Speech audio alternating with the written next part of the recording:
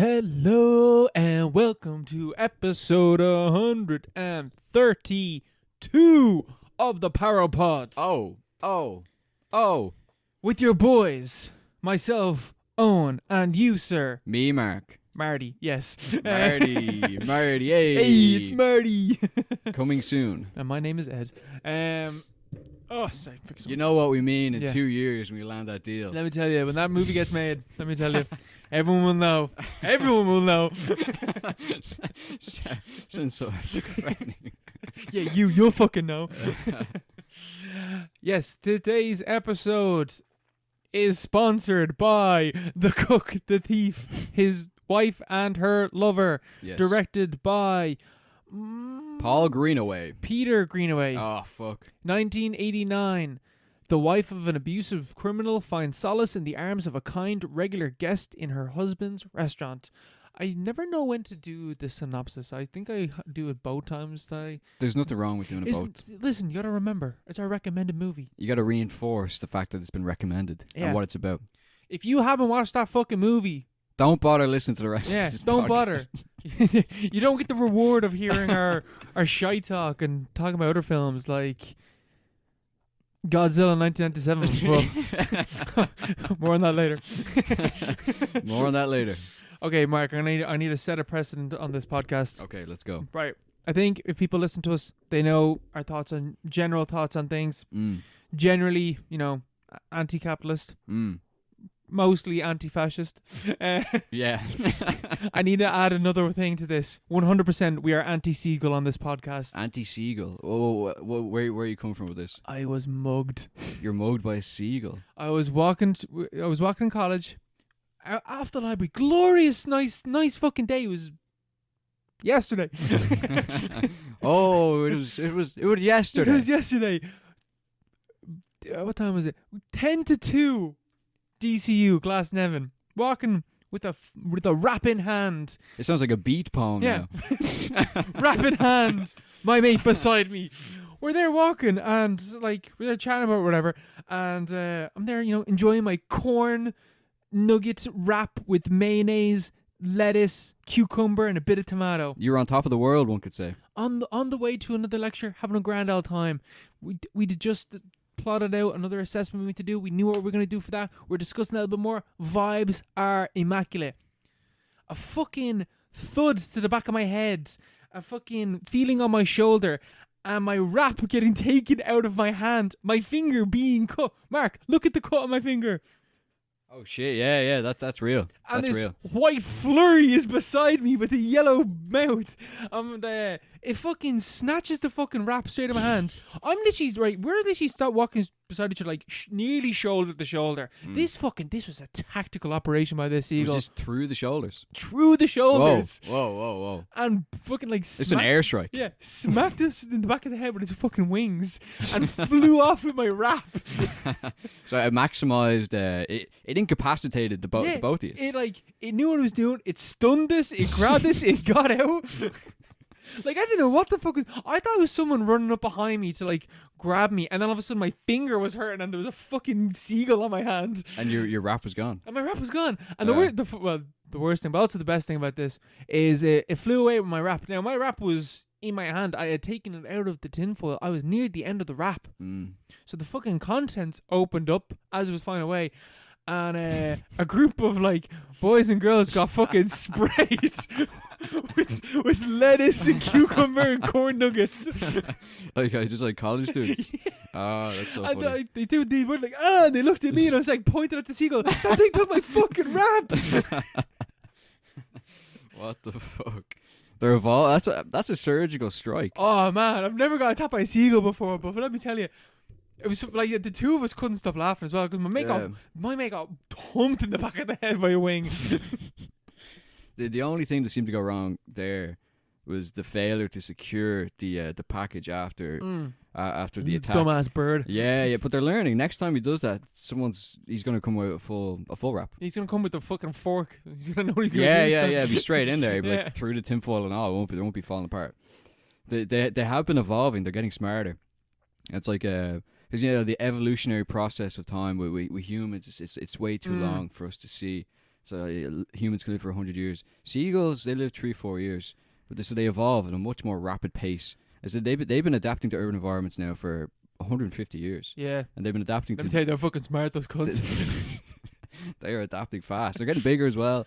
This thing was fucking huge, man. Yeah, they're getting beefy. It like basically landed on my shoulder, and I thought it was someone like jumping on my back to like pull me to the side, because I thought it was my mate that was behind us or something.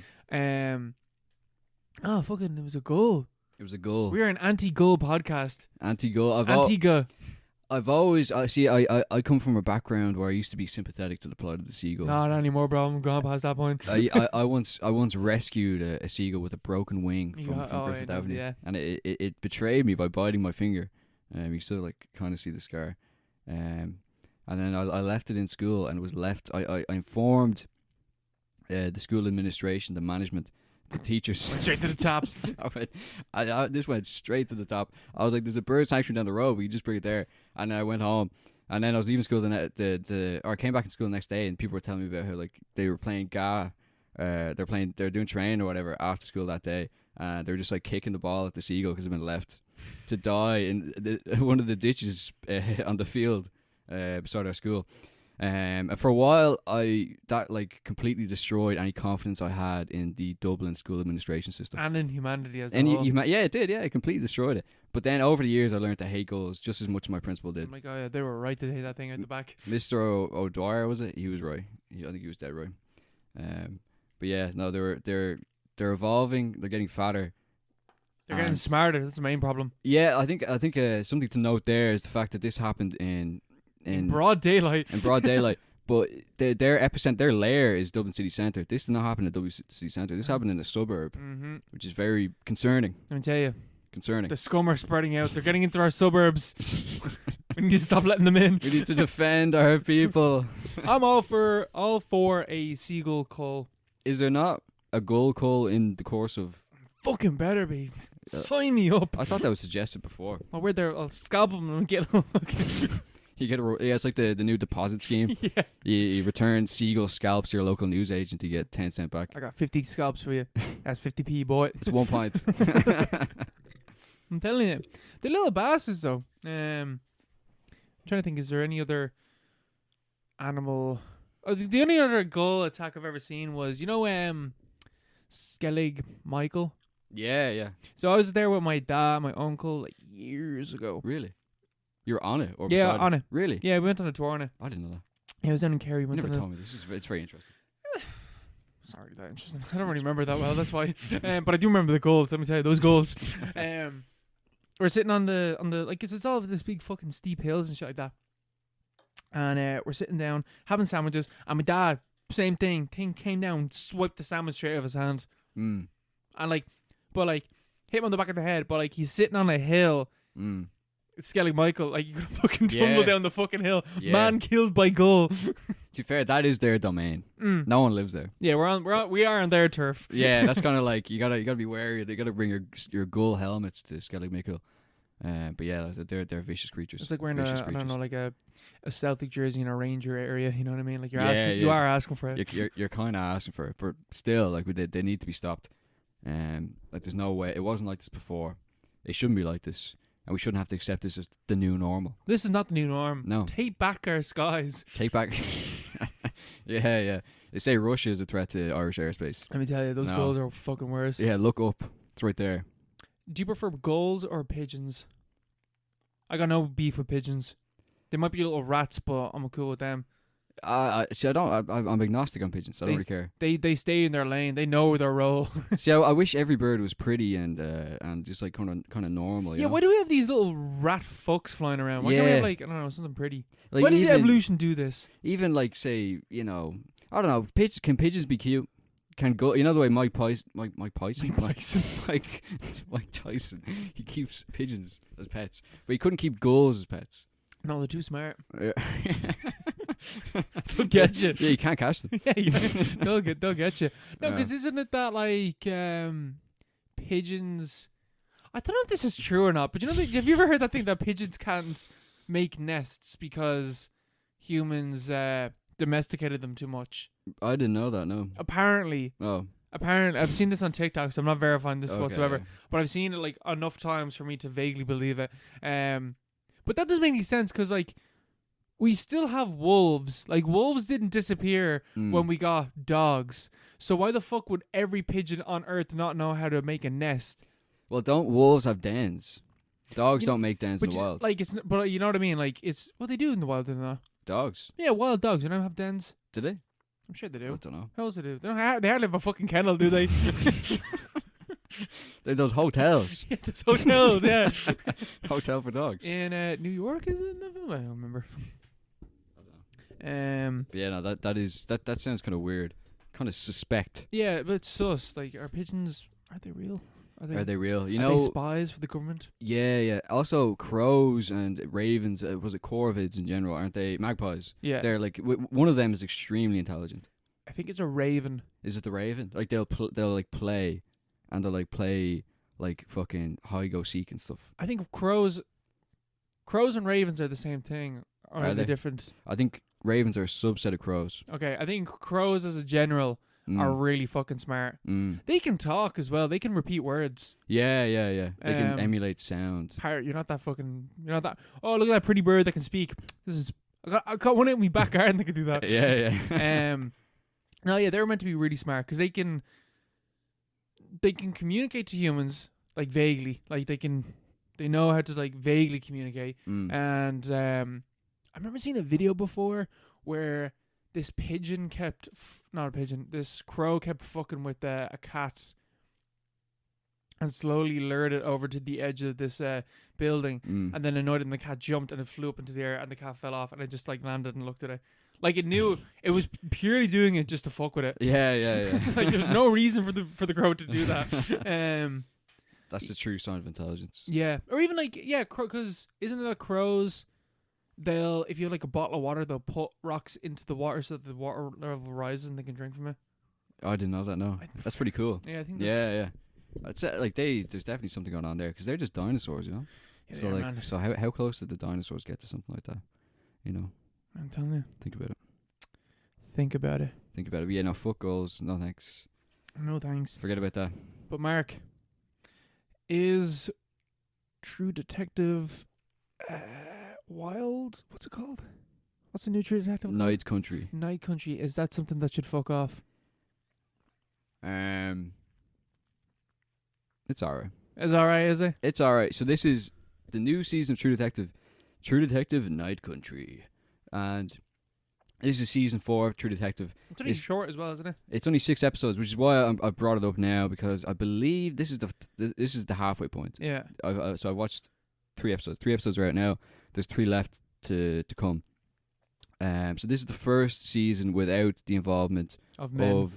There's no men. There's no male character. Or well, there is, but like no male protagonists. Yeah. And this is the first season without the involvement of Nick Pizzolatto, who was the guy who initially wrote the first 3 seasons, and he directed a lot of episodes in the last season as well. And yeah, he was kind of the mastermind behind the whole franchise, and he wrote all of season 1.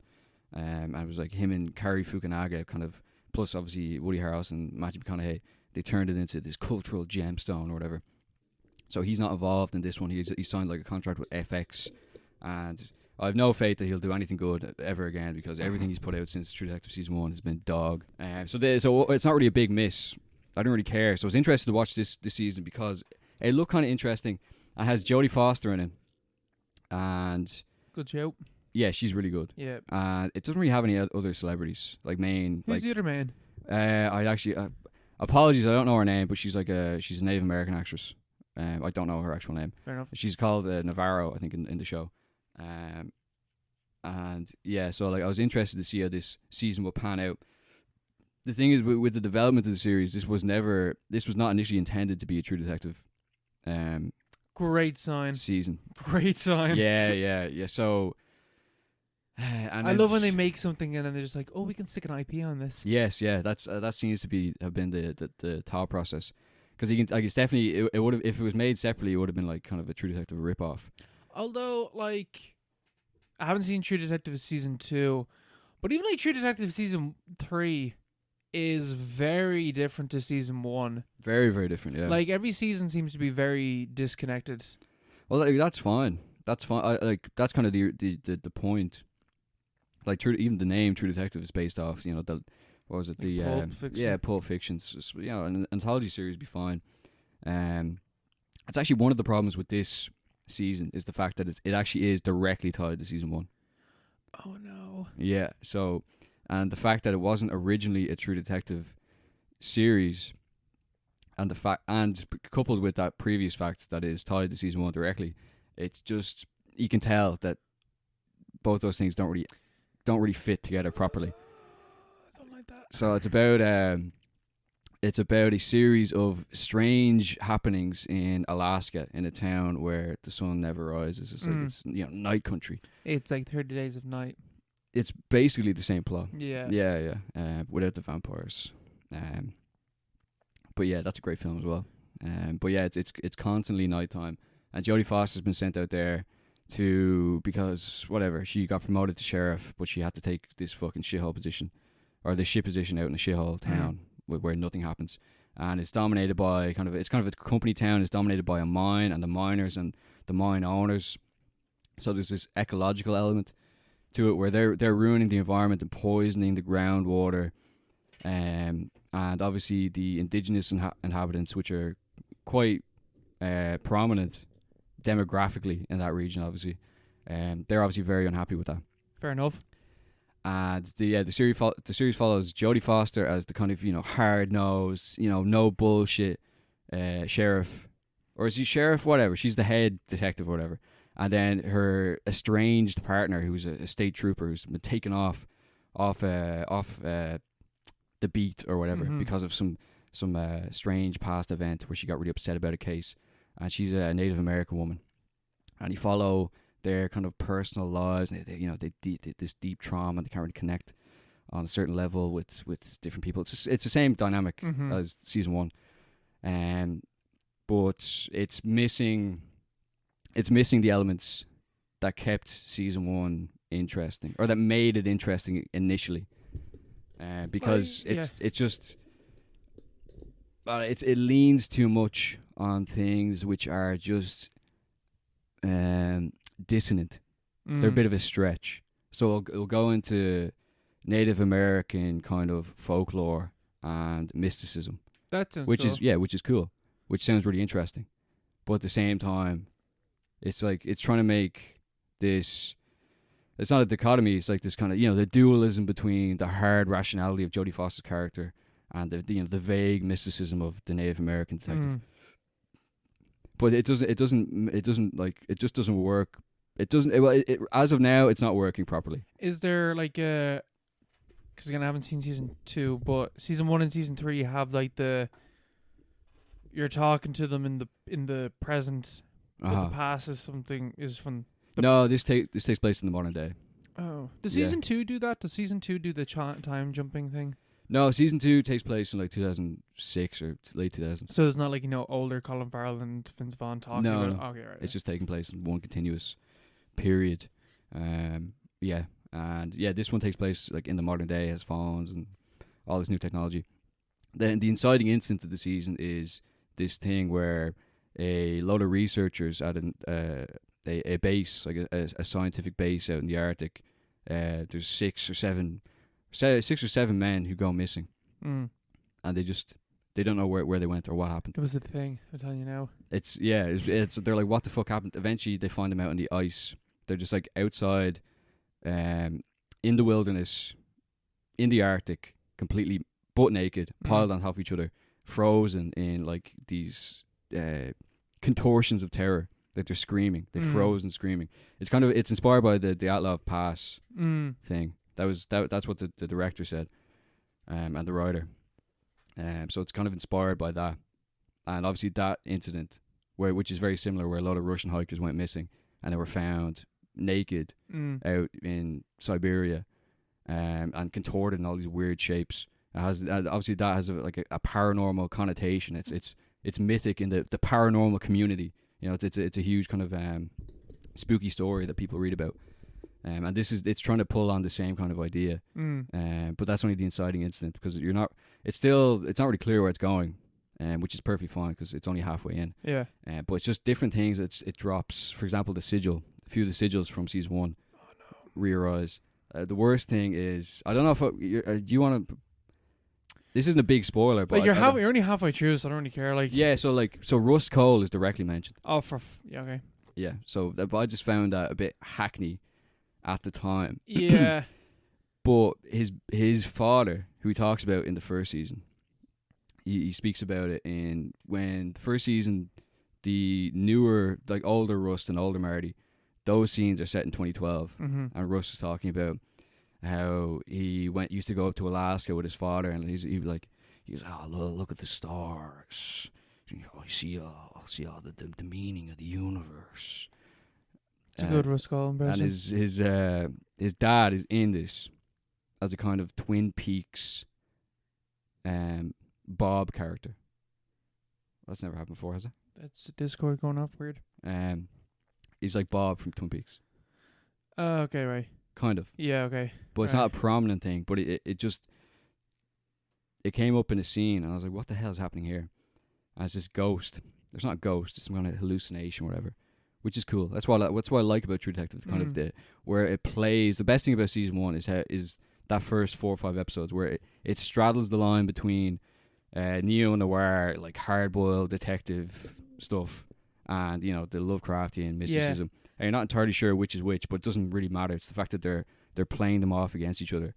And this season is attempting to do it, but it will like explicitly show someone who is dead dancing and pointing at the bodies are over here. Right. But it doesn't really come back to it or address it. It's only when you said that I have never made the connection between Twin Peaks and season 1 of True Detective, and that's a really True Detective season 1 for like the first half is just a really serious Twin Peaks. Yeah, I suppose. Yeah. Just like, you got a detective that can talk to the other side or some other realm of reality. I never thought about that before. But then, True Detective doesn't end up like that, unfortunately. Yeah, unfortunately. But this season is attempting to use the same kind of equipment, but it's not really paying off at the moment. And it suffers with some of the acting is just fucking terrible. Like it's just some of the acting is just atrocious. But it still has three episodes to go. I'm not gonna write it off. Yeah, I'm gonna shit on it altogether. I'm not gonna shit altogether because I think it's worth a watch.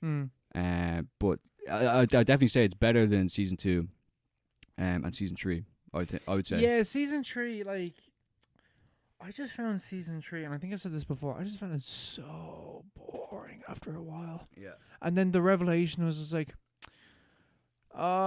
that's not satisfying enough for like what I had to sit through. Yeah. Like I don't know why they can't just do, because season 1 has like great mystery, great analysis of that mystery, and then unreal like action scenes. Like I can't think of like anything in season 3 that is not even like the fucking unreal one take in episode 5. Not even that. Just like the shootout that happens in like episode 6 or whatever it is. Something like that. I don't know. It's just like season 3 is just so fucking dull. Yeah, this season it's kind of the same where it doesn't have any great set pieces. But again, up to episode 3 of season 1, there was nothing like that either. And then it kind of explodes, and it hits this like action phase, and then it falls apart after the end of that phase. After seasons or episode 6. But I think the main thing with season 1, aside from the interplay between the paranormal and the hard rationality, it's obviously the duo of McConaughey and Harrelson is unbeatable. But just the way they're written as well, it's very much focused on them. It's like zeroed in. Like it gives them. I feel like you could have other actors play those roles, and the show would still be like that season would still be really, really good. Like they took it to a different level, but it's still written so well. This season 4, is trying the same thing, where it's trying to have this like really iconic, dramatic interplay between these two main detectives, but it's suffering from nearly too many characters, and the tension and the relationship between the two is being treated way more dramatically than it's earned the right to be within. Like there's a like they're alienated from each other. They're estranged for the first 3 episodes, or for the first 2 episodes, and then in episode 3 they come back together. They had this huge fight before. Jodie Foster's like, "Oh, you're too emotional. You're like, you're being immature. You need to focus on what's in front of you, not get caught up on these things that are dear to your heart or whatever." And then she's like, "Oh no, Jodie Foster, you're a bitch. Like you're just like you don't see what's right in front of you, even though you're a rationalist." And then they reunite to take on new evidence that's come up in the case that Jodie Foster's tackling. And the scene is played out as this great kind of, it's played out as if this is this great resolution or this reunion, but you don't get that sense at all. Yeah, it's not it hasn't been built up properly, and it's just it's not a payoff. It's played off as a payoff, but it's not. Yeah, It's just kind of it's like whatever. yeah. So I don't care too much about these characters. Yeah, But anyway, we'll see how it goes. There's 3 episodes left. It's worth a watch. It's still good TV, considering what's out there. But it remains to be. The jury is out. yeah. We'll see what happens. We'll see how it goes. Maybe I'll. No, I won't. Straight away, like, maybe I'll try and catch up, but I'm not gonna do that. I know myself too well. I've been lacking on watching movies altogether. I squeezed in one movie to pad out my own time on this. I watched 1997's Godzilla. Matthew Broderick. The Matthew Broderick Godzilla film. I think it's well established. I'm a fan of Godzilla, even though most movies are like, I'm a fan of Godzilla. And obviously, like this is the first like American Godzilla film, unless you count the re-release of the original film. No. Which is a different cut of, the original film. Oh, okay. Yeah. So technically, that's probably the first like American one. But No. This is American. This is American. Yeah. This is American. Well, is it who's it at the song at the end? It's like, what's his fucking name? I have no idea. LL Cool J or something. Probably. Something. It's like the film ends and the credits start rolling. And it just goes, born in the USA. It's something like that. It's just it's so 90s. Because I think it was Roland Emmerich. Yes, it is. Yeah. Yes, it is. And oh, buddy, you can fucking tell. Yeah. Oh my god. So like this, like I've seen this film years ago. I think like when I was a kid, I saw this film, and I was like, oh god, that's like that's a scary movie, because there's raptors in the movie. Like that's so scary. It's a raptor. Yeah. And then slightly older, I saw the film again. I was like, that film is shit. And then I got in. Now I'm into Godzilla films, so I was like, let's go back and watch this fucking anomaly. Like, what the is this? Why is it like this? Is regarded as a bad movie, but like let's come with our own take. Let's give it a chance. That is a bad movie, but it's an entertaining bad movie. It has absolutely nothing that I like about Godzilla movies in it. Like at the very least, that Gareth Edwards Godzilla film has aspects that I enjoy in Godzilla. The fact that Godzilla is like a natural disaster in that movie, I think that's cool. In this movie, he's just a dinosaur. Yeah, like it's not Godzilla. It's just a giant raptor, isn't it? That lays eggs. That lays eggs to little Godzillas that are raptors. Like he's like a really big raptor, and they're little raptors. But we're getting ahead of ourselves there. But yeah, there's too much lore behind that. But anyway, so film starts off, and the French are testing nuclear weapons. What? in the Pacific.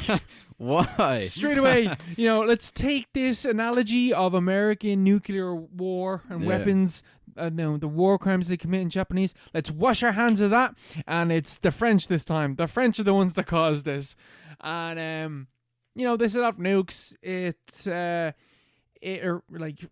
irradiates, radiates, whatever the fucking word is. A reptile egg and it's Godzilla. So Godzilla is born, and so Godzilla attacks a ship. Ship goes down. Godzilla attacks a Japanese ship first, like some shipping crew or whatever. There's one survivor, and they're like, what's your man's name that's in Leon the Professional? Jean Reno. Jean Reno is just like, what did you see, old man? And the old like Japanese survivors is like, Gojira, I saw Gojira. And he's like, very good, old man. And then he walks away. And take him away, boys. And then we fast cut to Matthew Broderick driving in the rain, singing in the rain. And he goes past a sign that says Chernobyl. And he keeps going. And then he gets to Chernobyl. And then at the bottom of the screen, green text comes up and says Chernobyl. Like, off to a great start here, Roland. What happened there? How am I meant to know where he is? Like, that sounds mad confusing. It would help if they had the subtitles, like, what happened at Chernobyl, How are you supposed to... How am I meant to know what happened? Supposed to know, yeah. Like, why didn't you explain that? Yeah, there was a nuclear thing happening there. And he's there testing worms, whatever, and then the fucking American choppers come in and they're like, you're out of this project. Fucking, whatever the fucking name is. His name's like Tapatopoulos or something like that. And they're like, we got a bigger project for you. And they fly him off to some random Pacific island, and he's just like, what am I here for? And then he's just like, you're standing in it. And he's like, what am I standing in? And he looks around, he's like, oh my god. And then he gets out, he's like, that's a footprint. No animal on earth can make that. It's like, yeah, that's a problem, some ship got sank. And so some other an American ship now gets attacked. I think it's like fishing crawlers or something. They get dragged underneath the water by Godzilla. And this movie doesn't even do any sort of decent build up to like what the fuck it is. Straight away, it's just like big spooky monster. Like, yeah.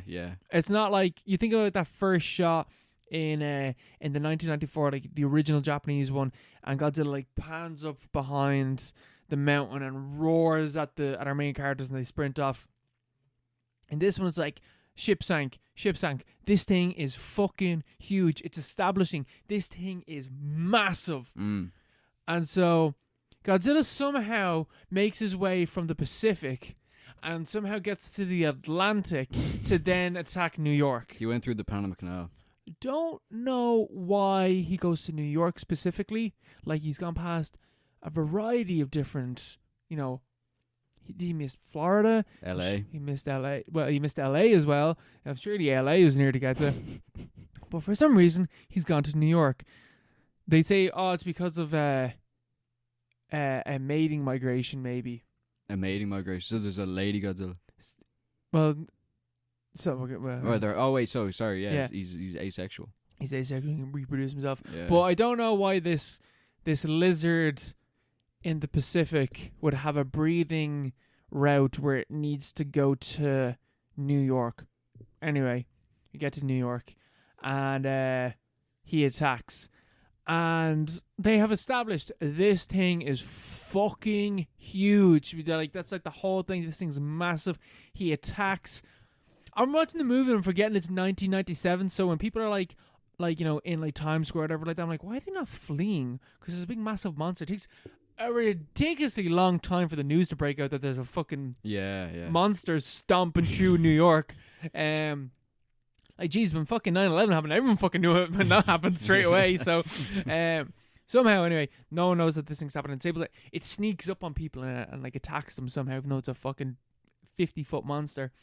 And he goes on a rampage, and the military called in, and they're like, "Where is it?" And they're like, "We don't know.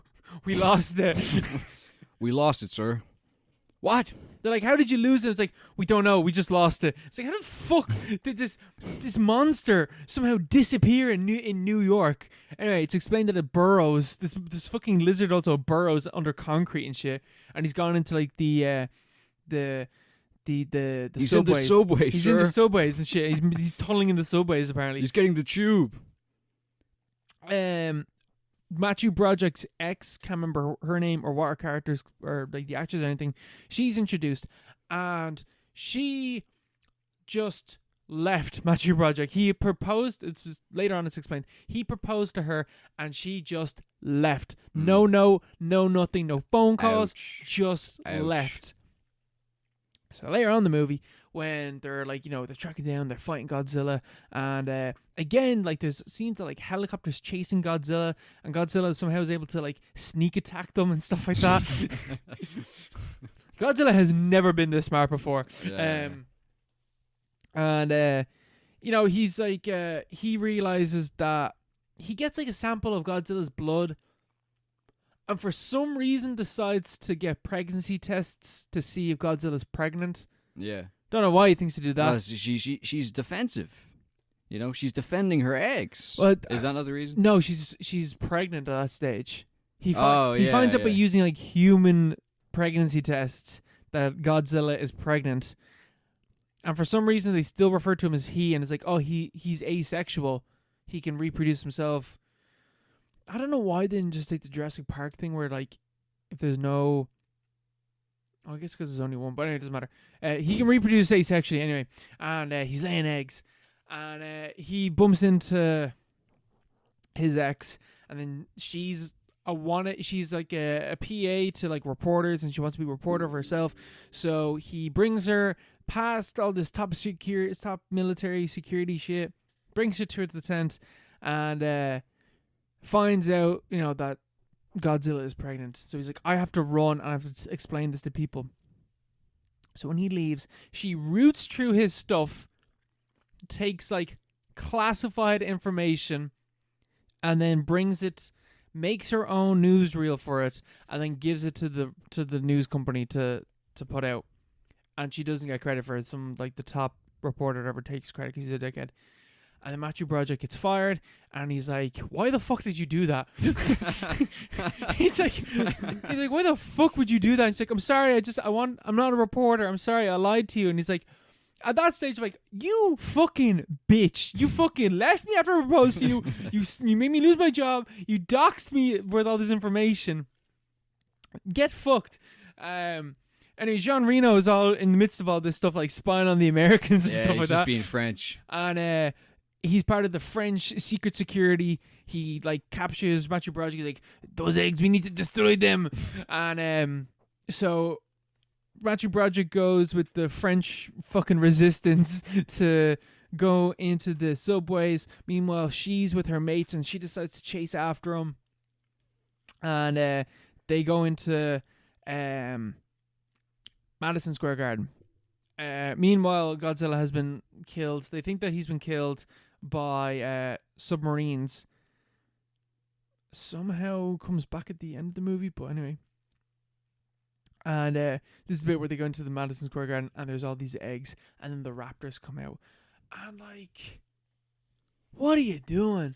Like, what the fuck are you doing? What? This isn't I don't know. This is like what you're saying about True Detective, where they had a monster movie idea and they just slapped the Godzilla name on it. Yeah. They even make a joke at one stage where like the reporter says, has the clip of like the old man saying Gojira again, and the reporter says this old I don't even know where the name Gojira comes from. I think the Japanese who just starts calling him that for some reason. Yeah. And so the reporter's like, he called it Godzilla, and then she is there watching this news report, and he's like, "It's Gojira, you fucking idiot!" And it's like, you get it, because Americans call it Godzilla even though it's Gojira.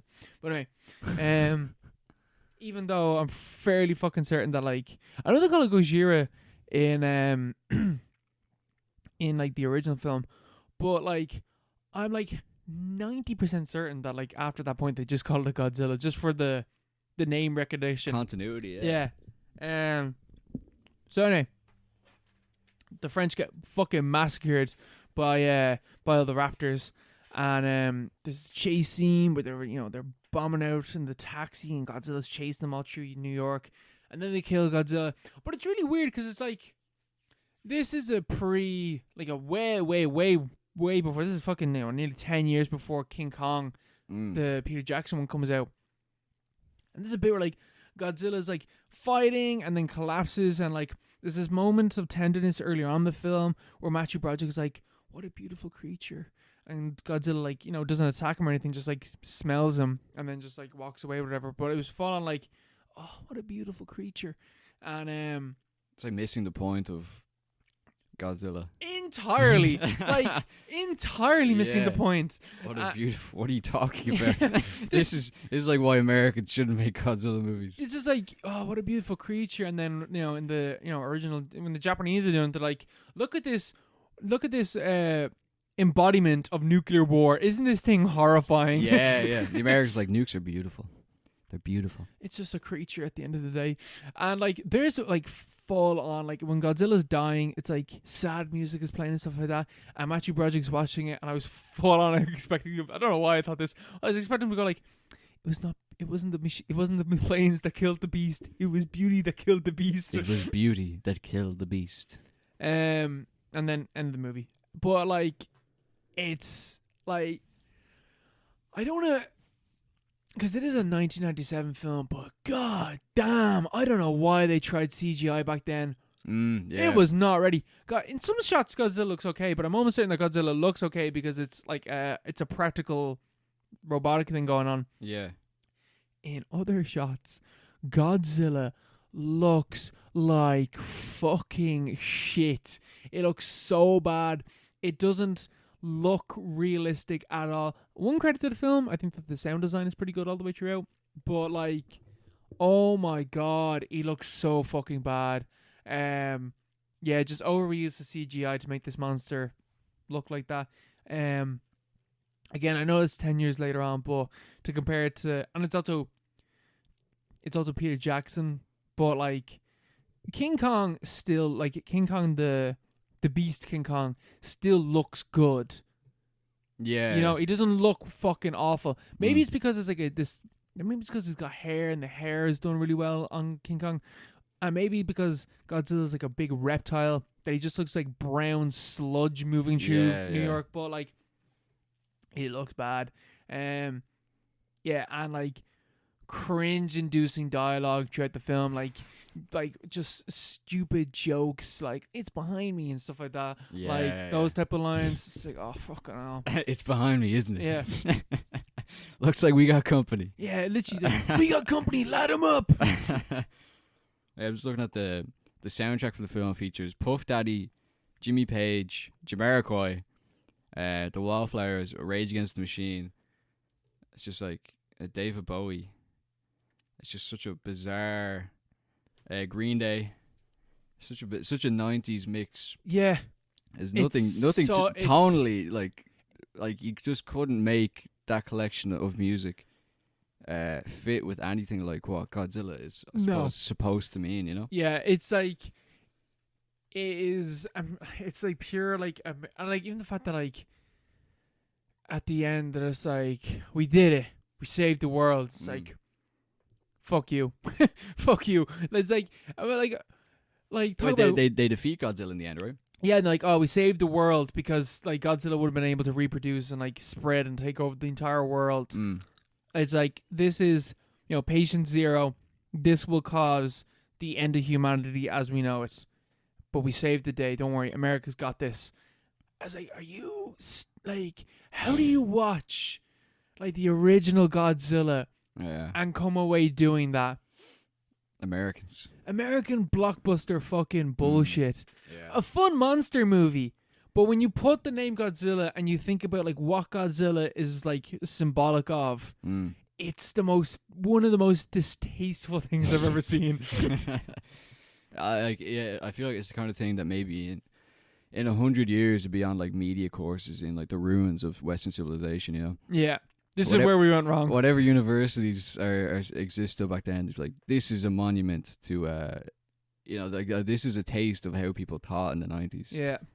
It's like, this is your reading list. It's to watch Godzilla 1961 or whatever, and then watch the American remake in 1997. Yeah. It's like at the height of like American exceptionalism. But I remember watching it as a kid. I remember I watched it. It was always on like Film 4 and stuff. Yeah, yeah. And it was around the time that I started watching like scary, like grown-up movies, like scary movies. And I always I liked a lot of them. And it gave me the creeps and stuff. And I remember I watched Godzilla. I remember the first setup where they're like the Japanese fishermen, and they're like, "Oh, what did you see?" I thought that was very cool. Yeah. I thought that was a great setup. What did you see, old man? But then even I think I was 12 or something like that. I was like, I watched the full film, like that was shy. Yeah, it was. Even I was like 12 years old. I was like that. It just didn't hit, you know. And if it was anyway a decent film, I would have been like, yeah, this is amazing, you know. But yeah, it's a bit of a bastardization. Oh, talk about like cultural appropriation. Let me tell you. yeah, actually, yeah, it is. That's what it is. It's like take the things that we like, and then remove all the stuff that's uncomfortable for us, and let's just stick that and put it into something that's more appetizing to us. Let's cherry pick what we like. Yeah. And the only thing they cherry picked was Big Monster. That's literally the only thing. Big Monster, New York City, Ferris Bueller. Let's get this together. Let's make this combination. I was convinced as well. I was watching this movie, and like when the French are all like getting, butchered, I was just like, does John Reno die in this movie? I was like, following like, there's no fucking way John Reno is gonna die in this movie. It's like, there's no. He's like, you're not killing me, bro. I'm Leon. You ain't killing Leon. Yeah, he doesn't die in anything really. He hasn't been in anything in ages. Yeah, I haven't seen him. I haven't seen him in anything in a long time. Did he get cancelled? Did he do something bad? He's French, so very possible. Very possible. Big pervert. What's John Reno been doing? Jean Reno? My name is John Reno. I'm Leon, but professional. Leo. Yeah, bad. Like not the worst movie I've ever seen, but certainly a fucking bad movie. Bad all the time. What's John Reno been up to recently? I was in The Five Bloods apparently. The Five Bloods. Yeah, that's that. Spike Lee. Oh yeah. Oh, right. Joint. What's his most recent film? Oh, he is doing dog shit movies. Okay, right. Yeah, just like he fell off. Oh my god, did he? Holy shit! The last thing that I've heard of between The Five Bloods, which I haven't seen, was Pink Panther 2. Man, I remember seeing that in cinemas. That's a long time ago. That's what 2008 is it? 2009. Pink Panther 2 is from 2009. 2009. Yeah, Pink Panther. Yeah, that's the thing. Pink Panther 2 was such a letdown. From the heights of Pink Panther 1. Yeah, even when I was 11, I was like, I didn't like this movie. Yeah, that's not good. Yeah. Mark, question. Did you put down Boy or did I? That was you. Okay, I didn't watch Boy. Wait, what is Boy? Boy's a Taika Waititi film. I don't know why I put that down. I think I planned on watching it and I just never watched it. Yeah, because I saw it and I tried to look it up. I got some random Indian movie, so I didn't. It's not Indian, it's New Zealand. He's like a New Zealand kid, yeah. Oh, really? Yeah, I didn't watch it. Okay, do you want to go on to what else you've been watching? Let's explore the zone of interest. You know, it's like that Futurama TV series within the series. The Scary Door. Oh yeah. You know? Or was it? It's Tales of Interest. Oh no, wait, shit, Mike, you're alright. There is like an Indian film called Boy. Okay, it's a different film though, but yeah. But yeah, The Zone of Interest is not a film that lives up to its title in any way. I mean that in a positive way, but also in a stylistic way, but also in a negative way to a certain extent as well. Zone of Interest is a film by Jonathan Glazer, the guy who did Under the Skin. It's his first film since Under the Skin. Has he not done anything He since? hasn't done a single thing. He's done Under the Skin. I think he did something before that. He did Sexy Beast, I'm fairly certain. Since? No, that was before, I'm fairly certain. The fuck's my phone, and then he came out with this.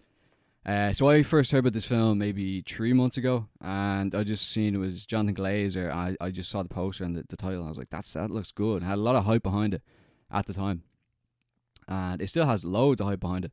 It's widely acclaimed. It's currently out in cinemas if anyone wants to go see it. Very artistic film, avant-garde kind of film. And yeah, I went to go see it in the Lighthouse. So it's a film about the Holocaust, which is, never like a positive movie-going experience, really. So it's always very, it's always like a very thoughtful kind of downbeat experience. You're not gonna have a fun time. Yeah, I didn't even know what the film was about. I went into it not knowing. I knew it was about something to do with the Holocaust, but I wasn't sure what it was going to be. I brought a bag of popcorn. Huge mistake. Massive mistake. Like this huge, comically large bag of popcorn. And no one else had popcorn. I felt really like naked. Cinema was packed out as well. Packed out. I think it's only shown once or twice a week as well, which is a bit strange because there seems to be quite a demand to see it. But yeah, so it's set during the Holocaust in World War II, obviously. Just outside Auschwitz concentration camp. And it follows a chap named Rudolf Höss, who was a German, concentration camp administrator. Yeah. So he's quite a prominent Nazi.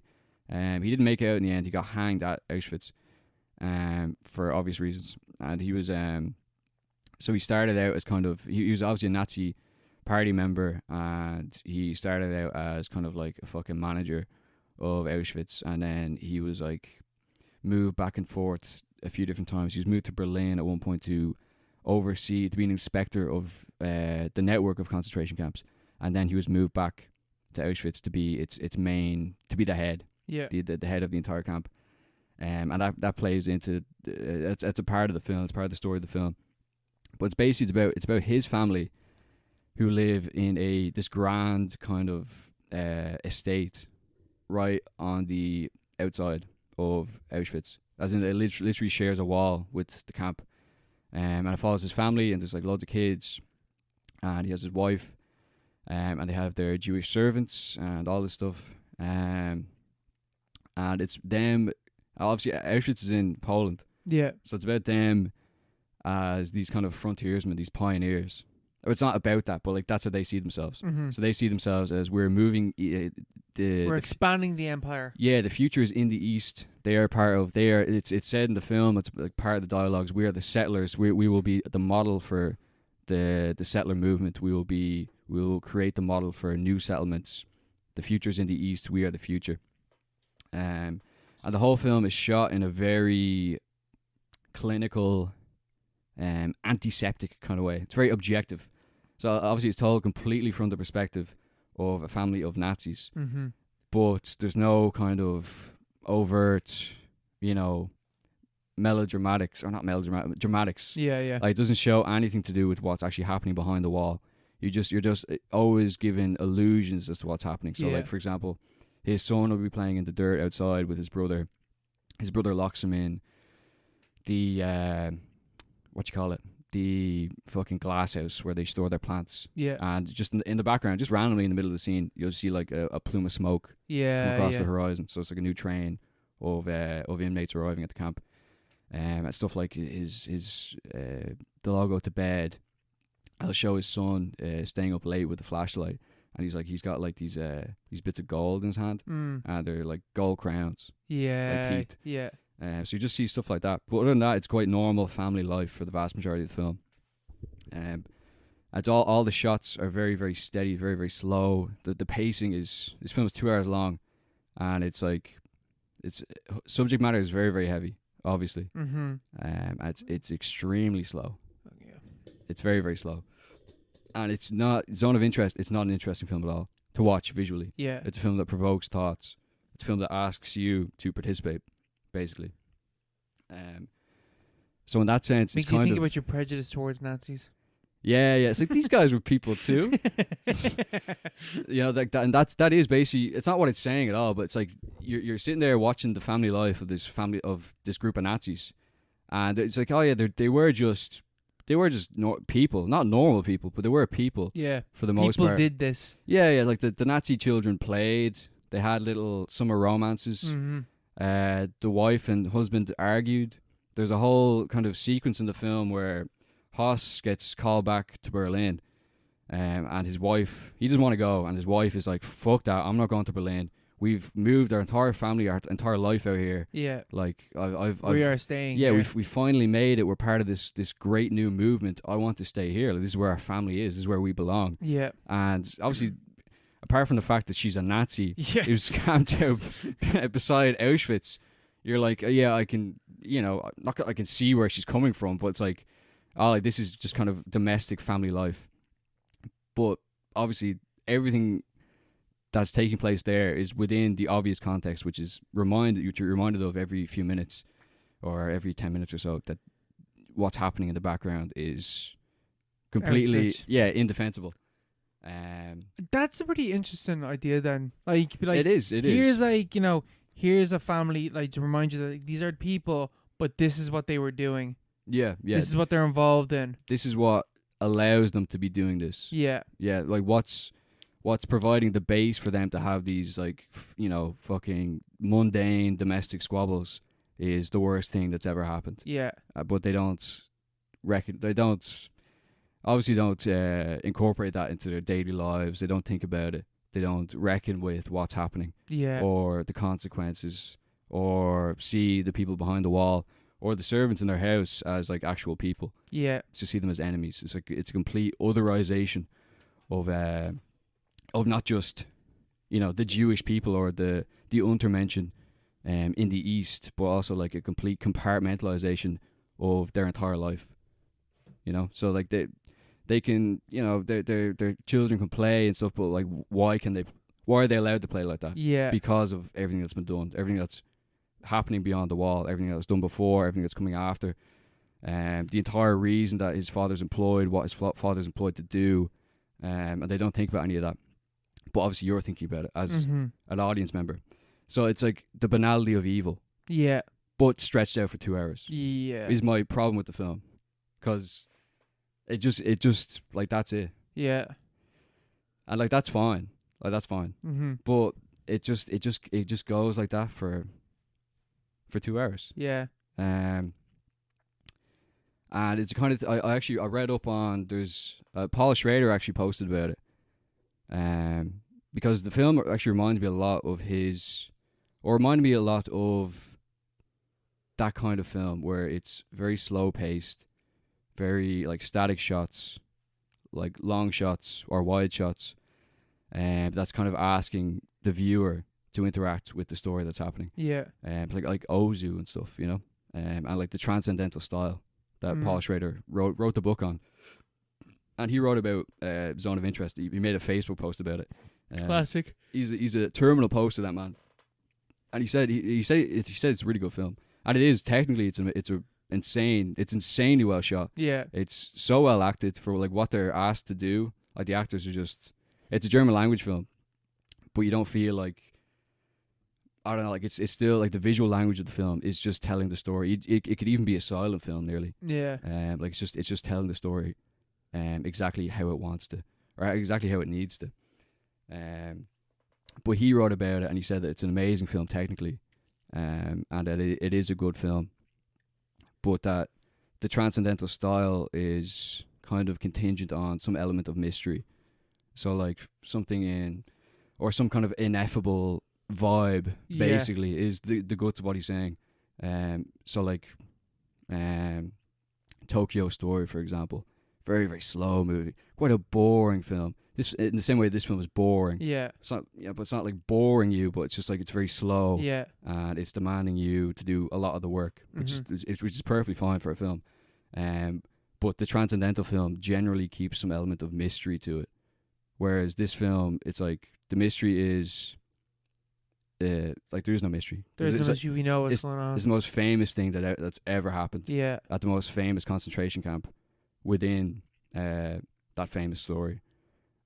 So from like a narrative point of view, it is, I don't know, it just kind of it lingers a bit. Yeah. It lingers a bit too much. I think the idea is amazing. I just think the actual setting or the way it's just a bit kind of on the nose nearly. I don't know if that's like, it feels like that's insensitive to say, but it's just like, do you think it would have been better if they I don't even know if you want to do that, but if they hid the fact it was a concentration camp more? Yeah, like something like that, or even do they show like that? They make it very obvious from the outset that it's Auschwitz. Do they? Oh yeah, they talk about it like, constantly. Maybe that kind of undercuts the whole banality of evil thing as well, because it's just a family life, and a dad who's trying to do his best or whatever. But then the mother has her mother, the grandmother, come over, and she's showing her big vast garden. She's showing her all these flowers and like this, the luxury they live in, and all the kids she has, and how happy everyone is, and her perfect manicured lawn, and all the little trinkets that she has, and she's complaining about her servants, but she's like she's complaining about her servants, talking about Auschwitz, and her like the granny's old employer who was Jewish, and they're like shit talking her. It's like, oh, she's probably behind that wall. Yeah. It's like that's not really banality of it. Like they're just obviously evil then. Yeah. It's like it's not really. But like I don't know, I think it might have been better served, but more challenging to make in a different setting. You know. Yeah. Like you could do this in a lot of different, with a lot of different frames, like, and the idea would be pulled off in the exact same way, but with a bit more subtlety, maybe. Any ongoing conflicts that you can think of, Mark? Where Yeah. Well, that's the thing, because it like when I was watching it, that's all it brought to mind for me. Yeah. Was like, especially because they're always going on about settlers and settlements, but at the same time, this is nominated for an Oscar award, and that kind of interpretation doesn't seem to be at the forefront of why people like this film. So like I feel like it should have gone for something, I don't know, just something a bit more. I don't know. Just a bit more. I don't know. Like just a bit more. It's just missing something. Yeah, like the element of mystery isn't there because it's something that's in Leaving Cert history books. Yeah. It's in every history book. But if you did something that, but like I suppose other films have done that. Like remember that Mexican film I watched? Yeah. A year ago. It turned out to be racist. Yeah, it turned out to be a racist film basically.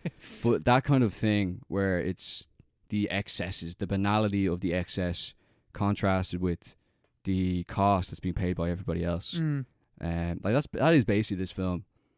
But it's done in a different context, and obviously that film is nowhere near as good as this film. Yeah. But I just feel this film could have been just maybe if it was set at it had a different setting, maybe it'd be even like a lesser known concept, or if it did the whole thing where you're not sure what's happening, or if it was a lower ranked. Yeah. If it wasn't Rudolf Höss, who's like, I thought this was Rudolf Hess.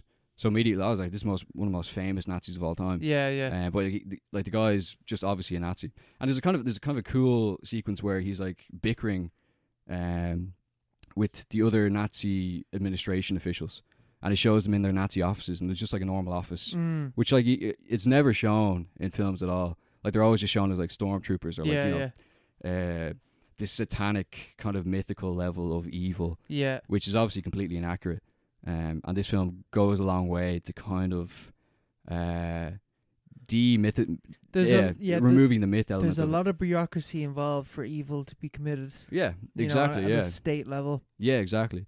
But I think the fact, like the mythos, this film kind of deconstructs the mythos, but the mythos itself is too powerful for the film to kind of do what it wants to do, I think. Yeah.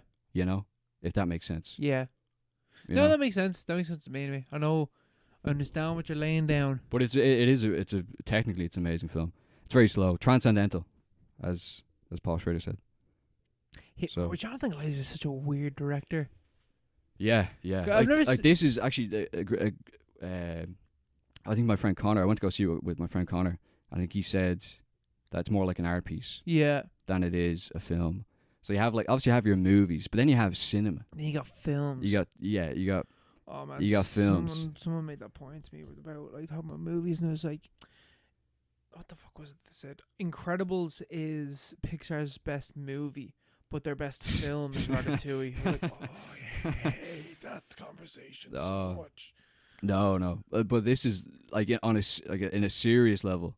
This film is actually. It's not. I wouldn't say it's like a cinematic thing, or that it's not a movie. It's not cinema. It's not a film. It's more of an art installation than anything else. Like you're in the film. It's the kind of thing where you're walking into a room, and you stare at, the painting, or the sculpture or whatever, and it's your task to figure out what's being said. Yeah. And the onus is basically on you to interpret it, and the art is coming from your thoughts that are evoked by the piece.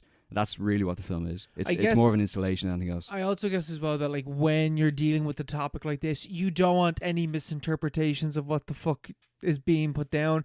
Like you don't want someone turning around like Jonathan Glazer made a film that sympathizes with Nazis. I actually seen a few of those interpretations. Yeah, some online. bad takes. There was some guy on Letterboxd who made the mistake of saying that, and he got piled on. Rightfully so. He was like, oh, It's like, I don't know if this Jonathan Glazer guy is anti-Semitic or whatever, but he's glorifying this Nazi. It's like you just completely missed the entire point of this film.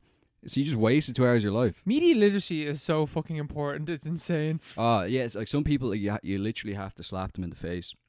Like, this film is not like it's not a subtle film. It's not subtle. Like it's subtle. Like it's as subtle as it can be. Yeah, formally it is subtle. It's slow. It's very deliberate. Even the framings, everything's so sterile. But like, if you're missing the point of this film, you're an idiot. Like, yeah, like there's no hope. Yeah, like just give up. Like it's just the point is just kicking you in the face the entire time. Not in necessarily an obnoxious way, but yeah, no, it's a good film. Yeah, it's a good film. If you have the chance to go see it, I'll give it a go. Cool. I'm gonna try and see this film. Yeah. I've been meaning. I got a little student deal in the Lighthouse where I get to go for 5 year on Mondays and Tuesdays. So I need a. Well, how'd you get that? Because I'm a student. I just applied for them. Like, yeah, here you go. Go ahead. Fridays and Mondays. No, Mondays and Tuesdays. Mondays and Tuesdays. I'll have to apply for that. Yeah. Well, yeah, you're a student as well, bro. You can do that. Yeah. You can go for a $5 on a Monday and a Tuesday. Oh. Yep. Let's go. There you go. Let's go. We go for a quick break. Let's do that.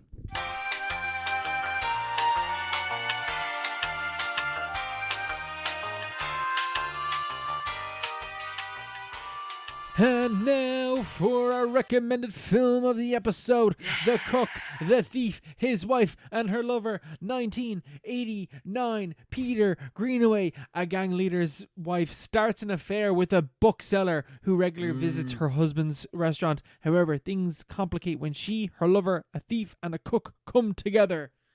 Got a different synopsis that time. Yeah, that's a more inaccurate synopsis. Yeah, much more inaccurate. Like, I wouldn't say they come together. Yeah, like they only come together. Yeah, like so there's much more focus on the wife and her lover. Yeah. No, this film's pretty mental. Pretty mental, I'd say. Pretty fucking mental. Pretty mental. As Albert would say, all right, this is bloody mental, this film is. Bloody mental. Bob's your uncle. Oh, Georgie, what the bloody hell is this film about? Come here to me, Georgie. Oh, come here. Yeah, Georgie. Blimey. Yeah, what a slimy man. Albus Dumbledore. Michael Gambon. Albert. It's the second time he's playing a sleazeball called Albert. Yeah. Well, yeah. But yeah, he's unrecognizable in this film. Really, he's probably unrecognizable as Dumbledore, but he's unrecognizable in this film. Yeah, I need to know what the fuck else he's been in. I didn't know. He's been in so much stuff. But he was in this film. It says he's an Irish-English actor. I don't recognize that. I'll take him if he was. It says right here he's born in Cabra. He's not fucking Irish-English, so he does a great English accent in this film.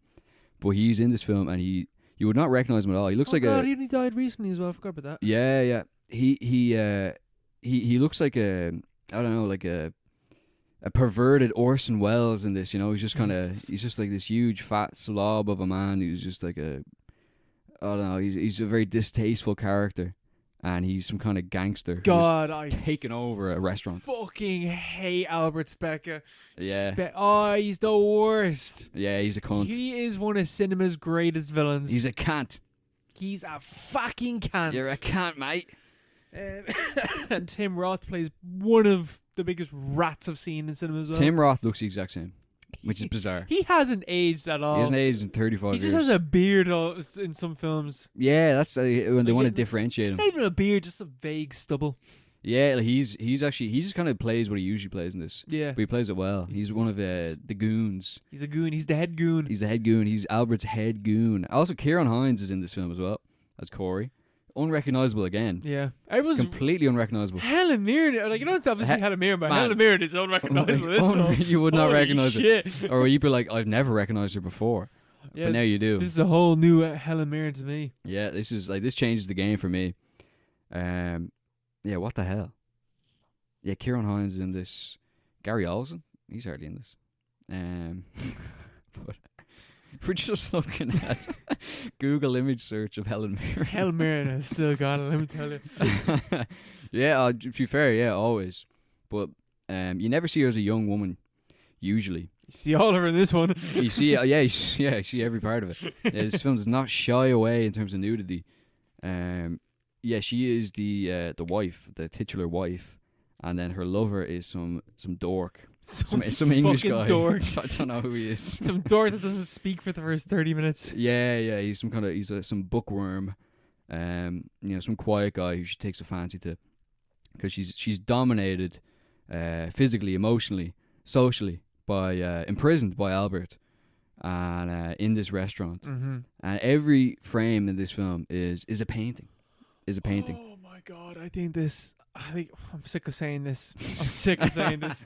I'm sick of watching movie. I need to make an actual confined list now, being like, this is what I consider to be the most beautiful films ever made. I need to make a list of like 10 movies, and that's it. Something I'm not gonna say it ever again until a film I see is better looking than these 10 movies. But this film is in there. It's up there. This film is maybe 4 or 5. Holy shit! It's not even just the way it's shot, which is just magnifique. It's like as you said, like every scene is like a fucking painting. Like, that is exactly it. It has got to do with the fact that the camera tracks across these immaculate, huge sets and just pans across them slowly to then transition into the next room within the restaurant, which is another fucking massive, huge set. Each room is codified by certain colors that when characters move from one room to the next, their costumes change to reflect the color in that room. So, for example, they're walking from the back alley and they're coming in and they're in all black suits because it's nighttime and it's the alley. They get into the kitchen and the kitchen's kind of green, so their ties and their dresses have like hints of green in them. Then they get into the actual restaurant and now they're wearing red, and they go to the bathroom and they're wearing white now. Oh, it's so good. It's so good. Yes, kind of similar to Zone of Interest in terms of art direction, not anything else. But into like this, it's this film was all like that. The subtext of this film is actually that this restaurant is built besides Auschwitz. I don't think you noticed that. Oh yeah. It's very, very subtly done. See, this was too subtle for me. It's like the reverse. But no, it's like a play. It's shot like a play. Oh yeah, it's pure like theater. Yeah. This is not film. It's not a movie. It's not cinema. It's not an art piece. Well, it is. It's theater. It's pure theater. But this chap, Peter Greenaway, I have to say, I'd never heard of him before. I have to say that. I have to admit that I've never heard of him. Mark, I feel like we probably have watched one of his films. I feel like we Surely we have. Well, apparently he's a very famous artist. But he's an artist. He's an artist first and foremost. He's a bleeding artist. He's a joke. He's an artist first and foremost, and he just chose cinema as another one of his media through which to express his artistry. And you can tell in this film because it's very, very, very particular. And yeah, I was just reading there about the way like his films. It was kind of an explanation for why he's not as well regarded, maybe, or kind of fell off. Basically, he basically just fell off because this guy was very well regarded at the time, but all his films are maximalist, whereas art cinema, as we know it in like the modern era, it's very minimalist. Yeah, it's very sterile. Like I saw a comparison. Or not sterile. Sterile's the wrong word, but it's very kind of plays it straight, and it's more allegiance. Cold. Yeah, it's more allegiance to realism than it is the kind of thing that Greenaway is going for in this film. I saw a comparison between him and Tarkovsky. Tarkovsky as an artist who adopted cinema as a way to express things that he was already expressing through different media. And Tarkovsky is another guy who's like very much based on vibes. Like, like not the narrative logic, but the actual intense sensations that cinema can conjure through imagery. And Greenaway has the same approach, the exact same approach, but like very maximalist, Yeah, oh my very God. theatrical. Whereas someone like Pure, yeah. Tarkovsky is very stripped back, Yeah. very stripped back. He just formally speaking, you know. Like, I can't imagine, just having seen one of Peter Greenaway's films, I can't imagine there being a long shot of someone's face reacting to something. Yeah, exactly. He's yeah. gonna like, here, like, because all the characters are so small in this movie, and I don't mean like as in like the like characters are small. I mean they are small within the scenes because the whole They're all just they're short. just tiny people, tall, tiny little people. They're just like they have small placements in these grand, huge environments that are like masterfully constructed. Pure maximalism, abundance, like, and that just perfectly ties into the themes of the film, which are about excess, greed, consumption. You know, 1989. I wonder what's going on in Britain at the time. Who's in charge? Who's, you know, That bitch. that fucking bitch.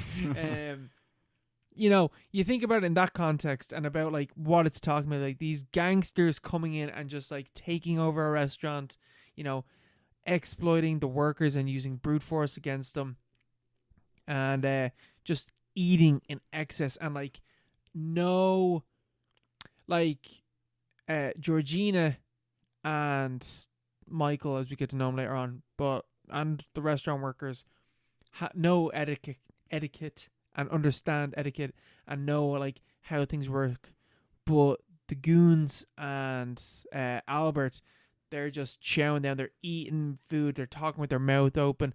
Like, I'm fairly certain that Albert's character, whenever he speaks, there is an echo to emphasize like how loud he is speaking in this like very posh high-end restaurant. I had noticed that, but yeah. Yeah, there's like a slight echo because he's just announcing everything. He's not quiet. You're in a fancy restaurant, you want to be a little bit quiet, letting people enjoy their food. Nah, mate, I'm fucking over here, I am. And just like barreling out, talking about farts and sex and shit, like literal shit constantly. Yeah. It's just like, it works. It works. It's a very theatrical performance by Michael Gambon, whatever. He's fucking great. Yeah, like just the way he presents the character, the way the character is, you know, himself extremely maximalist, whereas some like Georgie, his wife, who's played by Helen Mirren. Georgina. Helen Mirren. Yeah, Georgina, she prefers to be called. But she's quiet and she's quite reserved, as plays into her character. Whereas which plays also against Albert, because Albert is just like larger than life. Yeah, he's huge. He's a massive presence physically, but also, you know, socially and I don't know, ideologically or whatever fucking way you want to put it. But like, he's just a massive theatrical presence. That's clearly, you know, he's like the focal point of everything that's happening, and like he expresses that in his body language and just the way he's acting, the way he talks. Like he goes between like laughing maniacally and then like crying, and then being like really serious, just like that. Overly crying as well, like, "Oh, Georgina, please come back." Yeah, I'm so sad. But he does it so well in a. Like, you can tell he's a thespian, you know? Yeah. Like, it's like you're watching a play. It's the way someone who's in a play would act. Because when someone's acting in a play, they're acting for the back of the audience, so that the audience in the very back can understand what's going on as well. Yeah. But we don't need that because we're watching it on the fucking screen. Yeah, I can play it back. But he is acting with that intention, like, as if there's, you know, an audience at the very back. But then that plays off against Helen Mirren's character, who is so reserved and has slight movements, and, you know, Michael as well, also very reserved character with minimal movements and stuff like that. It's just, it just works. Like, you know, these combinations of characters and like how they're realized on the screen, it just works. It works. Makes sense. And then that plays also into like the incredible sympathy I feel like you have for Georgina. Like, immediately, like first scene, I was just like, oh, you poor thing. Mm. Like, immediately I feel so bad for you because I wouldn't want to be with this fucking dude. Yeah. I wouldn't, Like, wouldn't want to be around I him. wouldn't even want to be like a posh person in in the restaurant with them. I wouldn't even want to be. Oh God, it's coming back again. Yeah, I wouldn't want to be in a posh restaurant with this guy either. Yeah, I wouldn't want to be in a posh restaurant with this fella. Like, I don't want to be in the same room as him, and you're stuck being married to him. Yeah. And so obviously, you know, like straight off the bat, like we understand like where she's coming from, where she's like having food or whatever, and she is correcting him on etiquette, and you know, very very quietly correcting him, and she looks off to the right, and she can see just a guy reading a book, just a dude reading a book, and she's immediately like interested in this guy because, like, I can imagine that like the world that she exists in, there's not many dudes that read. Yeah. There's not many fellas that read. And this guy catches her glance. And it's at a time where Albert is talking about how sex and food, there's not much of a difference. You know, that analogy, you know, sex and food, you know, it's the same thing. And your man like picks up a scallop and like eats it really seductively, looking at her. And she's like, I'm gonna go to the toilet. So off she goes, and then she meets Michael, though we don't know his name at first. And there's like this tension. And here's, I really, really, really, really need to emphasize the music in this movie. Oh yeah. Oh my God! Straight away, like off the bat, like you have this horrible opening where like they're like, I think they're rubbing shit on some fella, and then they piss on him. and then they piss on him, and then they go into the restaurant, and there's a young boy washing dishes. This like beautiful like soprano voice. I hated that kid. I have to be honest. Yeah, fucking I little found him weirdo. so annoying. Man, what an you had an amazing voice. How did you do that? You can't just pull that out of the bag and I'll explain it. What was that? I thought I was in the movie for a second. What the hell was that? I can do it quietly. I can't do it loud. It's proper soprano, like. It was like that, but it just kept going. Yeah, it just kept going for longer. And he's doing proper choir boy music, but that music only takes place in the kitchen, and I think that even like the reprisals and stuff like that is still that song. It's just the instruments playing and stuff like that. And then you go into the restaurant and a different song plays, and then you go into the like corridor scene. And I need to emphasize this fucking point, because when Georgina decides actually to like kiss Michael for the first time, that fucking song, I don't know what it was. No, sorry, I'm lying. I actually sought this song out, but I don't know where my phone's gone. It's like Nyman made it, isn't it? So some guy called Nyman. It's called like The Seas or Fish Away or something like that.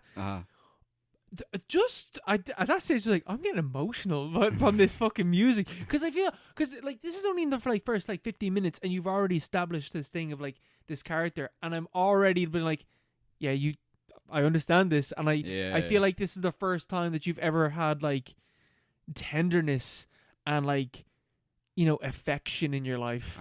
So they start fucking. And then immediately Michael nearly catches them. Yeah, because it's like a cat and mouse kind of thing for a while. I wasn't sure when he was going to catch them, because they're just boning in the bog. Oh, they're just doing it all the time. Yeah, in the kitchen, you know, the kitchen staff are hiding them because they're all conspiring against this great Satan. Yeah, this fucking dick. Yeah, this guy Albert. But yeah, for a while it's like touch and go. Albert's nearly on the verge of finding him every time. But he's just too like stupid basically to figure out what exactly is happening, and everyone's basically in on it, even the people at the table. Yeah, but they're afraid of how he'd react. Yeah. All his henchmen, they all know as well. Like, it's better off if he doesn't know. Yeah, because he's just a wild card, you know. He'd flip out. But yeah, no, it's a weird cat and mouse for a while. As the relationship between Michael and Georgina it develops, and you see everything. Oh, you see everything. You see everything. I thought there was the film everything. Like at a certain stage, like, you know, because it's Helen Mirren. I've never seen Helen Mirren young or whatever. This is gonna get very lewd for a second. Mm. Did not know what Hale Mirren looked like when she was young. Fair play. Respect. I'll leave it at that. She looked good in this movie. Like, with her clothes on, she looks good. Yeah. It's not exploitative nudity. No, before it's anyone not. gets on our backs. Yeah, it's not. No, it's like it's very. It's beautifully shot. It's the nudity of a Botticelli painting. Yeah. You know, it's more. It's like majestic. Yeah. But also, Botticelli. Well, I just gave a random painter there. I just fucking named a random painter. I don't know if it's majestic or whatever. It's like it's tasteful, artistic, but it's also they're also they're like pushed into a food truck full of rotting meat and forced to hide, bollock naked, and you can see everything. Like even on Michael, you can see fucking everything. Yeah. On both sides, you can see everything, and they're there like huddled at the back of a fridge truck with a lot of rotting meat around them. Like, it's not exploitative. It's not like the film's not trying to get you off. Yeah. It's just like this is part of the piece. Mm-hmm. This is part of the piece. This is the authentic selves of these characters. Yeah. They're exposing their vulnerabilities, which Georgina at least can't. Yeah. I don't know. Yeah, I don't know what that means for Michael, because he's just a book guy. But anyway, it's not about Michael. It could have been anyone. Yeah, Michael's not really important. He's just like a non. Even the actor himself, who the fuck is he? Like, I don't know. It's just like the character's basically non-entity. You just like when you look up or Alan Howard. I think I know that name. Oh, he's a thespian. He's in another nudie movie called Strapless. That's all I know. You dirty perv. What happened to Alan Howard? He died. Shit, he died. Jeez. What's happened to him? Oh, rest in peace. Rest in peace to Alan Howard. Yeah, Michael Nyman did the music. That's the thing. I think I was reading about this, that Greenaway actually heard a piece by Michael Nyman on the radio. It's called Memorial. It was a version that hadn't been released before, or hadn't been released commercially. I was just playing the radio. It was like this, like some deep cut, like remix of Memorial. And he was like, I want this guy to score one of my pieces.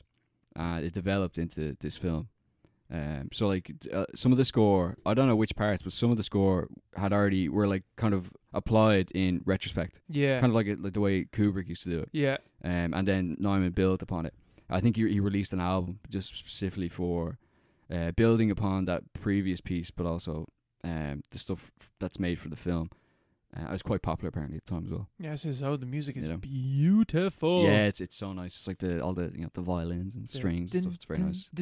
Just again, pure opulence. Again. Yes. Very decadent. Very decadent. And again, maximalist again. Like in terms of music, like it's like here is beauty. Here is like these people thinking that they are, the bourgeoisie. Yeah. But they're not at all. Yeah. And that ties into because I'd asked you, because spoiler, I only finished this movie during the break. I'd asked Mark to look up the painting that is in the background of this film, because it's constantly shown, and like a certain scene that holds on to the painting. And you're saying that painting also has to do like excess eating and stuff like that. Yeah, it's a painting by a guy called Hausen or something like that. I actually forget. My phone's charging, so I'm not going to look it up again. But yeah, the painting depicts a feast, a huge feast with all these characters. It's basically like it's like the model, or like the archetype or the model for what you see in the film itself, like the actual the within the frame. It's like it's all these characters around a massive banquet table, and they're all piled up against each other. It's about bourgeois excess and overindulgence and consumption and stuff like that, which is what the film is about as well, directly, in terms of how it depicts the characters. Yeah, but yeah, I love the maximalism, because there really is, like, I hadn't thought about it before, but like there really is a place for maximalism that isn't just blockbusters. It's not. It doesn't have to be fucking Wolf of Wall Street. Yeah. Like art house maximalism these days, it's like it's either fucking some Moulin Rouge bullshit, or like like stuff like that. Like that's maximalism. Yeah. But Elvis, whatever. Who's the guy who did them? I don't know. Baz Luhrmann. Baz Luhrmann. Yeah, he's shit. He's a terrible director.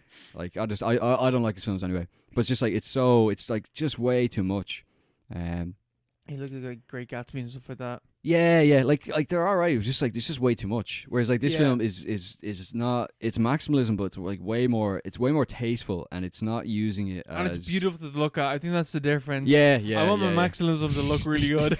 If you're gonna, there's no point having more of it if it doesn't look good. Yeah. Yeah. If you're gonna like in terms of like metaphorically stuff my face with beautiful images. Yeah. I'm gonna need them to look fucking good. Yeah. Or like you're gonna stuff my face with visuals. I want the visuals to at least look good. Yeah. You want the feast for the eyes. Because like most films, I hadn't thought about it before. But most films these days, within the realm of serious cinema, it's all very, very, very, very sterile. Yeah, you look like Oppenheimer. Yeah, exactly. Oppenheimer is it's like a maximalist film in terms. It's like a massive blockbuster. Yeah. But like the way it's shot, it's the way Nolan shoots films. It's very, very sterile. Yeah. Very, very straightforward. Like that's not really a criticism against him. It's just it's way all A24 films are the exact same. Yeah. There's no everything everywhere all at once is probably the only example that they have. But where they're just going mental. Yeah, but and even then the way it's shot is very uniform. I wouldn't even consider that. Like that's not even maximalism. That's just like crazy fast edits. Like yeah. And I don't even think like the closest thing I can think of in recent like this year would be, or like last year I guess, would be Barbie. Like in the Barbie world. But again, that's not even maximalism. That's I wouldn't even consider that maximalism. That's like it's the art direction, isn't it? Yeah, it's just like crazy pinks and stuff like that, but it's not it's not this. Yeah. You know what I mean? Yeah. There's like a cohesiveness. There's like a real there's a mission. Everything is coming together in this film towards like a singular vision. Whereas in like Barbie is like it's mad out there, and the art direction is insane. It's more of like a parody or something like that. It's not. Yeah. It's even but then again, this is a parody of something. This is parodying this idea. It's taking the piss out of it, but it's just not the. Maybe Mark, what we like is opulence maximalism. I love opulence because like Wolf of Wall Street is definitely like maximalism. Yeah. For a very specific type of thing. But it's not like my Wolf of Wall Street does not, like, again, very few films do look this good, but it's not even in the same ballpark as this. Yeah. I was just thinking like Mad Max Fury Road. Yeah. Is maybe like just in terms of the way it's shot, the way it's edited, the way it's paced, and the music, everything is pointed towards like a singular narrative goal, but like the point isn't just let's make this as crazy as fucking possible. It's still telling the same. It's telling a very specific story. It's more like the maximalist aspects of the film. They're not the film, Mm-hmm. A lot of stuff that will come out now is like we're trying to be like this crazy film, and you're gonna be blown away by this. And this film is something that blows you away, but it blows you away because of it's not trying to do that specifically in terms of how it's shot and how it's made. It's just that's the style that it's done in, and you don't see it as much these days, which is kind of weird. I hadn't thought about it before. I thought it was interesting. It was an interesting point. I want more maximalism. Throw fucking everything at the fucking screen. A bit of decadence, you know. You don't get it as much. It's all very pared back. It's the same with writing as well. Yeah, it's very, very like most modern books you pick up. It's all the writing is very, very bare. It never really goes like if they go into a big line of I don't know purple prose or whatever. Like that's one thing, but like there's no maximalist that I can think of anyway. Yeah, like Normal People, for example, very, very straightforward. Yeah, like most big books that come out now. Yeah, it's very, very Spartan. Maybe is the word. Yeah, Spartan. It's quite austere. Yeah. Jeez. just like flicking through the Teslas. These all mean the same thing. I need words. I need a fucking thesaurus to explain what I'm trying to say. Yeah, like even Oh, there was something that you said there. Talking about literature, books, film. Like I think of Blood Meridian. It's like that's just out Sorry, there. it was a screenplay. That's what I was thinking. Yes, screenplays. Yeah, the screenplay in this is fucking great as well. Like just the way that like the writing. Or the have you writing, read the screenplay? Yeah, no, I haven't read the screenplay, but the writing is so good. This movie. Yeah, writing's tight. Listen, Mark, I know we're talking about screenplays before. I didn't read this fucking screenplay. I say this would be a good screenplay. I say it is. I love to read like how they described the setting. Yeah. But like you just think of, like the way the way that Albert so there's a scene where Albert walks over to Michael, doesn't know who he is, but he's Johnny Big Bollocks. He doesn't give a fuck. So he's just like, come on over here, Michael. Come on, sit down, or whatever.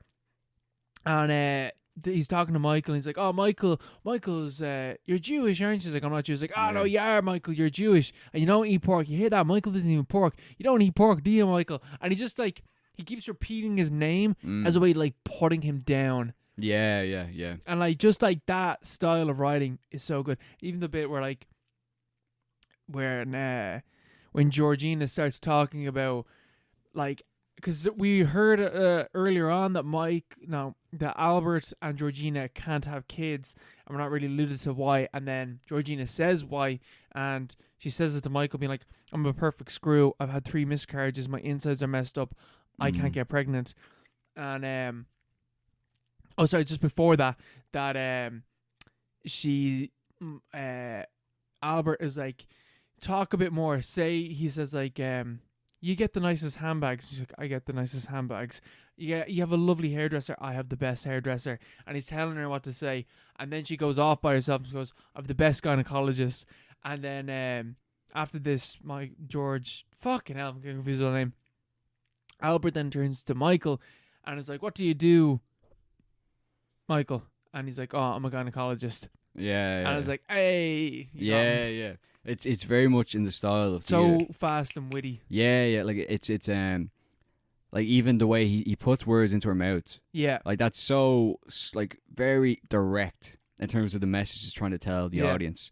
Like this is like it's like in your face, but that's the whole style of the film. That's the entire film. Yeah. That's the way it is, and like that's in other contexts that'd be written off as something as like a fault. Like you'd say, a different film, you'd be like this is like too much, or this doesn't work, or you're treating the audience as idiots. But within the context of this film, he makes it work because he understands the rules. Mm-hmm. He and we understand the rules because he's good at telling the story. He's good at setting up the rules as soon as you get into it. And it makes it work, even though these things wouldn't work in any other kind of setting. Yeah. So it's a strange example of a film that actually it's very different, as like, because I'd never heard of it before. No, I'd never heard of the director. I'd never heard of this film. Shout out to you, Paddy. Paddy, yeah, you fucking beast. Well, why did we watch this before? I remember we talked about it. It was like, we have to watch that film. Yeah. Because I think we looked it up. We're like, yeah, it's really, really well received. But no, I'd never heard of it. Never heard of the director. And so it's a real, it's out of time. Yeah. Out of time. It's a kind of film they don't make these days. Yeah. Because it's just fallen out of fashion. Yeah. But that doesn't mean that it still doesn't work and that it wouldn't work again. Yeah. If someone were to explore this same kind of vibe. Hollywood, give us movies like this, please. Yeah, absolutely. Absolutely.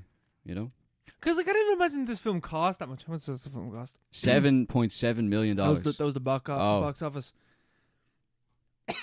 Oh. Where's the Wikipedia page? There it is. What are we at? It cost nothing apparently. Yeah, there's no. It was free. It didn't cost anything. Production. Wow, that is the smallest production I've ever. I know that says a lot though, doesn't it?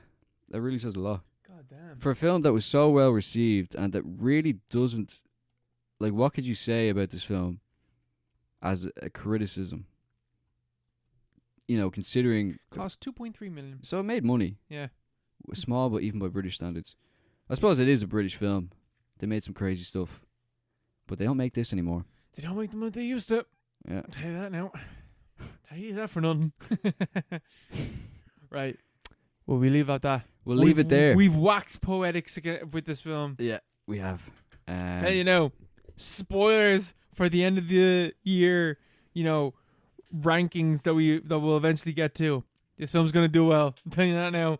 Unless we somehow come out with banger after banger after banger after banger, this film's gonna do well. We'll see. We'll see what happens. What's this? The second recommended film of the year? Fucking hell! It is, yeah. Time's flying. I tell you. There's only 24 left. Fuck is it the 31st of January? I know, yeah. Yeah. Usually that goes quite slowly, but this time we were deceived. Will we be deceived by your recommended film? It remains to be seen. I haven't seen this film. So this is The Passing. My recommended film for episode 133 is The Passing, 1983, which is a film co-written, co-produced, directed, edited, and starring John Huckert.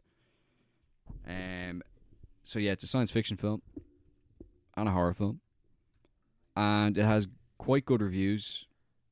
It has 3.8 on Letterboxd, I believe. God damn, I don't know what this movie is, but that's a horrifying image right there. It has a terrible IMDb rating, which I've only just seen. That's now. That's a good sign. That's alright. That's a good sign. And it has all the fucking schlubs don't know what's good film. It has generally good reviews. I saw someone recommend it who had previously recommended poor films, but also threw out a few bangers before. Just based on the review. Like I'm tying myself to Lamora. I didn't look at IMDb Lamora. only gave this thing 7.5, so I don't want to listen to that. 7.5. That's a fucking low ass rating for this movie. That's surprisingly high for IMDb, no? Yeah, but it should be higher. yeah. How the fuck is this not in the top 250? Yeah, you got shit like fucking Shawshank Redemption. Yeah, Shawshank Redemption. But yeah, no, The Passing. I'm gonna go with The Passing. So we'll see if that lives up to. Does The Passing past the vibe chest? God damn, I butchered that sentence. I said past as well. Past. We'll see. We'll see if it passes. I'm not even gonna try and retract that. Okay, right. We'll leave it there. We'll leave it there. Bye. Bye. See you next week.